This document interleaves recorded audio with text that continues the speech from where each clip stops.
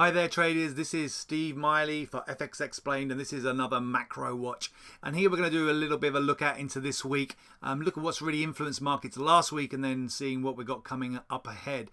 So originally for the first part of last week, markets fairly controlled in here, and we had markets really reacting to more of a risk on phase. So if we go and look at, say for example, the Australian dollar here, Australian dollar is relatively strong in here for the early part of last week, initial weakness, and then a strong rebound in here for the early part of last week in reaction to the G20 meeting, in reaction to the trade truce. So we're basically in risk on mode. Global equity markets, we're looking very strong, making new record highs for the S&P 500, the Dow Jones, etc., ahead of the US Independence Day holiday, which we had on Thursday. So generally continuing a risk on phase.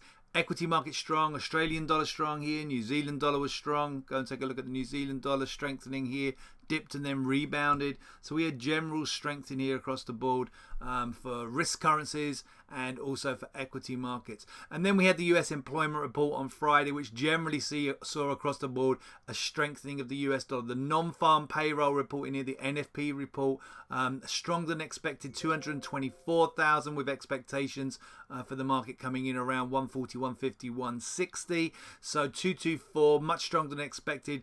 And saw a strengthening of the US dollar on the back of that. Concerns now maybe the Fed won't be cutting rates as aggressively in the second half of 2019 as we previously thought. So that means a stronger dollar. So you see it here, New Zealand dollar lower against the US dollar. That's US dollar strength. Aussie dollar lower. This was all on Friday against the US dollar. US dollar strength. Dollar CAD higher. That's US dollar strength in here.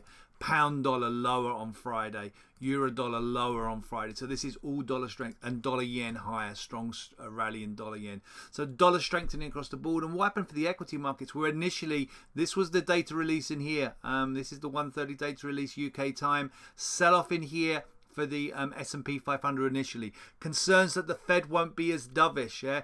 Even though the data was strong, which equals strong economy, the market's more concerned rather than strong economy. Market's more concerned about the Fed being less dovish, de facto more hawkish. So initially we saw the setup, but then a really strong rebound in here. So after the US equity markets actually opened, the cash markets opened in here at 2:30. Markets continued lower. They find a base around 3:45 London time in here, and then we had a really strong rally back higher going into the close, and a relatively strong close, pretty much closing the day kind of where we'd started off before the employment report. So it's a strong close. So equity markets stay firm, and then if we look at the dollar in here, strengthening back on Friday after that employment report.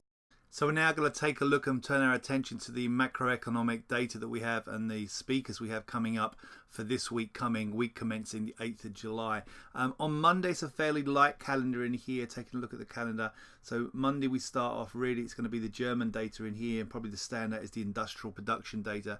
But then really activity kicks in on Tuesday. We don't have the speakers actually here on the calendar, but we have Fed Chairman Powell speaking on Tuesday the 9th of July with an ad hoc speech. But more importantly, as we go into Wednesday, Powell speaking and testifying before Congress on both Wednesday the 10th of July and Thursday 11th of July. They are going to be the key standout things to monitor. The data, the macro points to monitor this week are going to be Powell speaking to Congress and testifying in front of Congress on the 10th and 11th of July, particularly in reaction to that employment data that we had. We also have Governor Orr of the RBNZ, the Reserve Bank of New Zealand, speaking on the 9th of July, Tuesday the 9th of July. But the real standouts, Fed Chairman Powell speaking on Tuesday the 9th of July, and then we have him testifying before Congress on the 10th and on the 11th. That's on Wednesday, Thursday.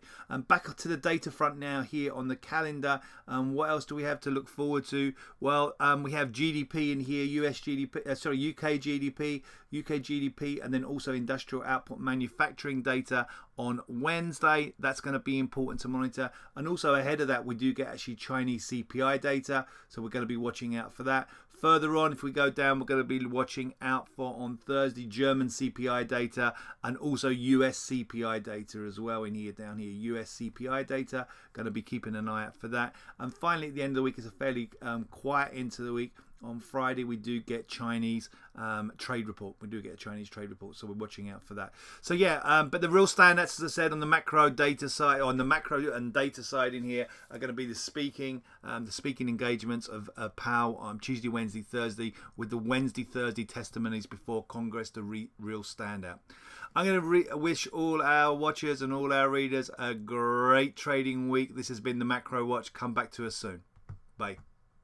So traders, don't forget to catch us on the next FX Explained Macro Watch and all the great content on fxexplained.co.uk.